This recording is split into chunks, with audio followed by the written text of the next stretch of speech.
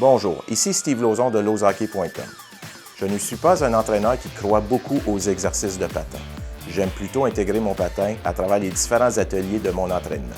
Ceci permet de garder un rythme élevé à l'entraînement. Mais n'empêche qu'un bon exercice de patin, ou de conditionnement comme je préfère les appeler, est un excellent outil de ralliement des troupes. Cette semaine, j'aimerais vous présenter à travers cette capsule mon exercice préféré de conditionnement, soit le Full Ice Explosion.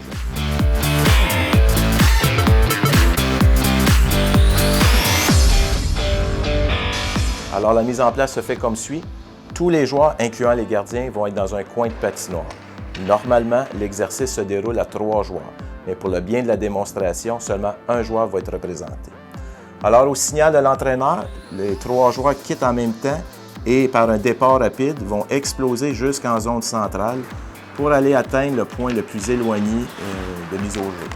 Arrivés au point de mise au jeu, et c'est là qui est très important, ils vont commencer à effectuer des croisements, c'est-à-dire des croisements en puissance, autour des 4 points de mise au jeu. Donc, toute la zone centrale est effectuée par des croisements. Ce qu'on veut éviter, c'est que le joueur il glisse. Ses pieds doivent continuellement être en mouvement. Arrivés au 4e point de mise au jeu, ils vont patiner à toute vitesse jusqu'à la ligne bleue. Et arrivés à la ligne bleue, ici, ils vont effectuer un pivot avant-arrière.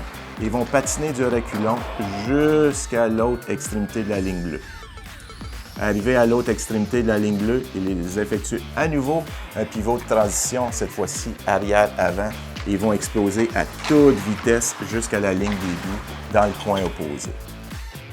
Les gardiens font exactement le même exercice, sauf qu'arrivés pour contourner les points de mise au jeu, ils vont effectuer des poussées à une jambe. Je répète l'importance d'effectuer des croisements en puissance ici et avoir les pieds qui bougent continuellement.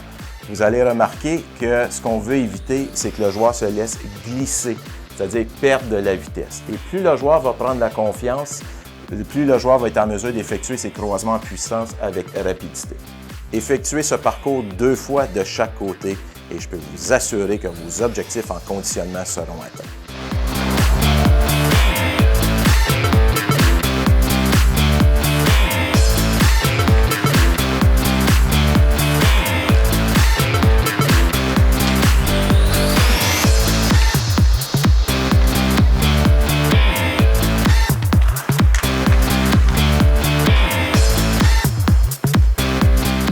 J'aimerais remercier Joshua pour l'aide à la démonstration de cet exercice, ainsi qu'à toute l'équipe de Tonic Web Studio pour la production et la logistique de cette capsule. Pour plus de trucs, conseils, vidéos et exercices, je vous invite à visiter mon blog à www.lozhockey.com.